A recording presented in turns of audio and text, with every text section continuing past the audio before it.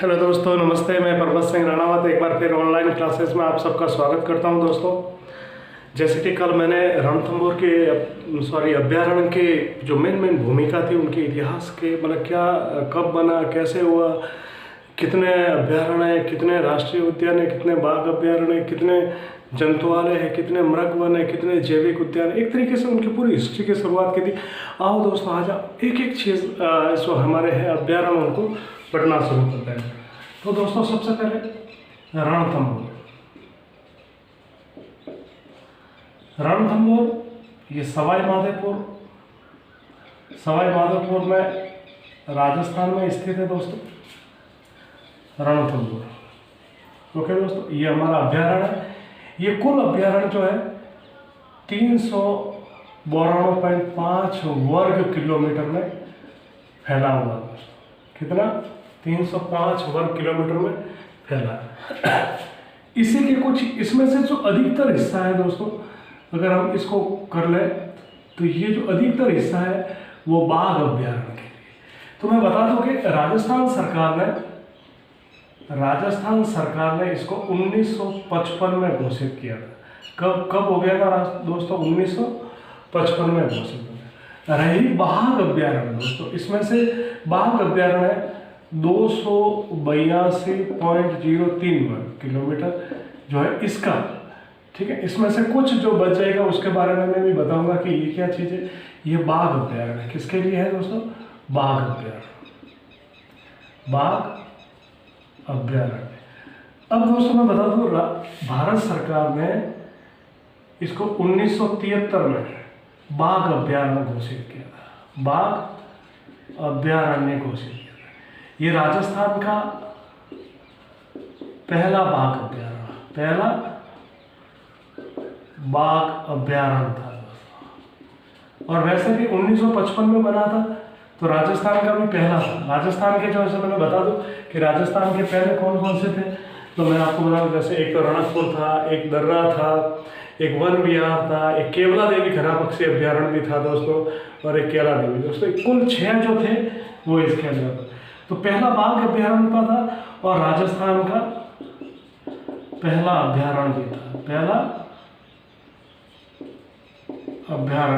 दोस्तों ध्यान रखना, देखना, राजस्थान का पहला बाघ अभ्यारण्य। ये बाघ अभ्यारण्य कब बना था? 1973 में पहला बाघ अभ्यारण्य बना था। बाघ अभ्यारण्य बना था। राजस्थान में कुल 3 बाघ अभ्यारण्य दोस्तों, जिसमें एक रणकपुर है, रणथंभौर है, एक सरिस्का है और एक दर्रा। इस समय राजस्थान में कुल 69 बाघ है दोस्तों 2020 के अंदर। कितने हैं? 2020 के अंदर। अगर आपने भारत में पूछे तो 2967 बाघ इस समय 2020 में भारत में दोस्तों। ये ध्यान रखना, क्योंकि बाघों के अभ्यारण्य के लिए पढ़ रहे हैं दोस्तों। 1900 मैं बता देता हूँ आपको कि 1980 में इसे राष्ट्रीय अभ्यारण्य घोषित किया है। राष्ट्रीय अभ्यारण्य घोषित किया, और ये राजस्थान का पहला राजस्थान का पहला राष्ट्रीय उद्यान था। राजस्थान का पहला राष्ट्रीय उद्यान था दोस्तों। ओके, ध्यान रखना। देखना, राजस्थान सरकार ने कब? 1955। बाघ अभ्यारण्य कब? 1973। ये राजस्थान का पहला बाघ अभ्यारण्य। राजस्थान का अभ्यारण्य बने 1955 में, जो 6 अभ्यारण्य बने थे, तो उनमें पहला, ये भी बनने वाला पहला अभ्यारण्य था। तो राजस्थान का पहला अभ्यारण्य। पहले मैंने आपको बताया कुल कितने बने थे? 6। याद कैसे रखोगे आप? देखना, आपके रणथंभौर हो गया, दर्रा हो गया, जयसमंद हो गया, केवला देव हो गया दोस्तों, जयसमंद हो गया, जयसमंद मैंने बोल दिया था, और राजसमंद हो गया, दर्रा हो गया, एक वन विहार।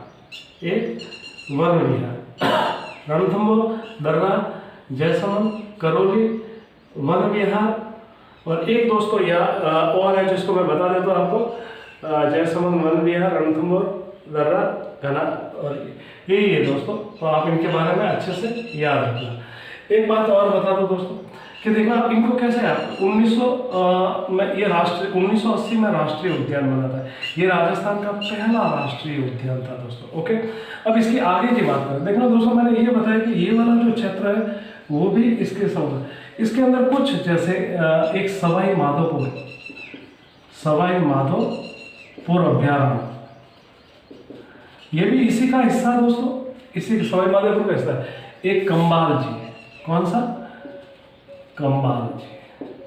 ये कंबाल जी अभ्यारण्य सवाई माधोपुर में, कहाँ पर है? सवाई माधोपुर। नाम अलग है लेकिन हिस्सा इसी का है। किसका? रणथंभौर अभ्यारण्य का ही हिस्सा, तो सवाई माधोपुर। एक्चुअल में ये क्या है, ये भी दोनों बाघ के विचरण के, किसके? सवाई माधोपुर। अगर आपको प्रश्न पूछा जाए कि रणथंभौर के बाघों के लिए विचरण के लिए और कौन से अभ्यारण्य है, तो सवाई माधोपुर और कंबाल जी। इसी के पास दोस्तों यहाँ पर बूंदी है। बूंदी का एक रामगढ़ विषधारी अभ्यारण्य है। जब भी यहाँ की कोई बाघिन प्रेग्नेंट होती है और अपने बच्चों को बाघों से बचाने के लिए सुरक्षा की दृष्टि से वो रामगढ़ चली जाती है, इसलिए रामगढ़ विषधारी बूंदी को रणथंभौर के बाघों का जस्सा घर कहा जाता है। क्या कहा जाता है? जस्सा घर कहा जाता है दोस्तों। ये याद रखना, ये महत्वपूर्ण प्रश्न है दोस्तों। मैं यहाँ पर टिक मार्क भी कर देता हूँ कि रामगढ़ विषधारी रणथंभौर के बाघों के लिए जस्सा घर की बात करते हैं दोस्तों। जहाँ तक देखना दोस्तों, यहाँ पर एक विज्ञान प्राकृतिक संग्रहालय भी खोला गया है। प्राकृतिक संग्रहालय भी खोला गया है। ओके दोस्तों, दूसरी एक महत्वपूर्ण चीज और बता देता हूँ यहाँ पर कि यहाँ पर काला गरुड़ दोस्तों, काला गरुड़ जो महाभारत काल में भी जिसका, रामायण में भी जिसका वर्णन आता, वो भी यहाँ पर काफी देखे जा सकते हैं। एक दोस्तों लाल सिर वाले तोते, लाल सिर वाले जो तोते हैं वह भी यहाँ पर काफी देखे जाते हैं। ठीक है दोस्तों, अब मैं इसको थोड़ा और मिटा देता हूँ दोस्तों, क्योंकि काफी लिखना पड़ेगा।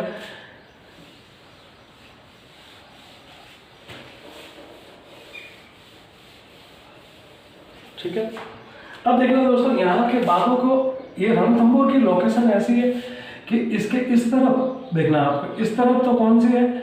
विंध्याचल की पहाड़ियाँ, विंध्याचल की पहाड़ियाँ। ओके, और इस तरफ है अरावली की पहाड़ियाँ, अरावली की पहाड़ियाँ। ये दोस्तों अरावली और विंध्याचल का मिलन स्थान भी है, इसीलिए इसको संक्रांति घाटी, संभ्रांत घाटी या ग्रेट बाउंड्री फॉल्ट का, ग्रेट बाउंड्री फोर्ट का निर्माण करती है दोस्तों। ये प्रश्न आ चुका सेकंड ग्रेड में, कई बार पूछा गया है कि किस जगह पर होता है। यहाँ पर दोस्तों मैं आपको बता दूं कि 6 झीलें हैं। कुल कितनी झीलें हैं? 6 झीलें हैं। ठीक है ना दोस्तों, पूरे बाघों के पानी पीने के लिए। तो उनको मैं बता देता हूँ आपको कि पद्म झील, मानिक झील, राजबाग। कौन सी? राजबाग। एक मैं आपको बता रहा हूँ, मनोहरपुर है, मानसरोवर। देखना, मानसरोवर मैंने पहले भी कहा, मानसरोवर जिला है तो झालावाड़, और मानसागर आए तो जयपुर। ठीक है ना। एक गिलाई हो गई और एक लाहापुर हो गई। कौन सी हो गई? लाहापुर। तो ये 6 जो झील है दोस्तों, यहाँ पर बाघों के पानी के लिए पीने हैं। यहाँ पर एक रणथंभौर दुर्ग भी है दोस्तों, जो हमीर के इतिहास के लिए, रणथंभौर जो दुर्ग है वो हमीर के लिए काफी प्रसिद्ध है। हमीर सिंह, इसमें सब कुछ आ जाएगा। सिंह समन सत्पुरुष कजरी फले ने एक बार तिरिया तिर हमीर अट छड़े ने दूसरी बार। दोस्तों हमीर और अलाउद्दीन के बीच की जो कहानी, इसकी पत्नी रंग देवी थी जिसने जल जौहर किया था, इसकी पुत्री थी पद्मा, उसने भी जल जौहर किया था। तो ये देखते यार, ये पद्म, ये जो मैंने बोला ना पद्म झील, ये इसकी पुत्री का ही नाम था, जिसके नाम था, और इसी में इसने जल जौहर किया था।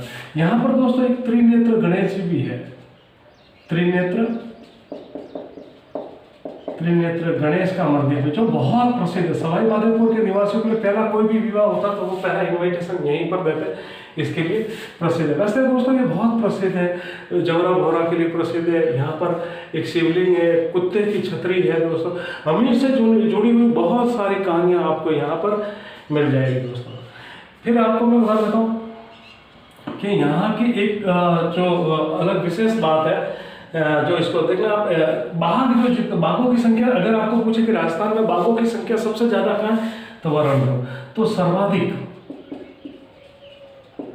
बाघों की संख्या, ओके। इसीलिए इसे को लैंड ऑफ टाइगर या बाघों का घर भी कहा जाता है, बाघों का घर भी कहा जाता है दोस्तों, ओके। ये ध्यान रखना, बाघों का घर भी कहा जाता है, लैंड ऑफ टाइगर।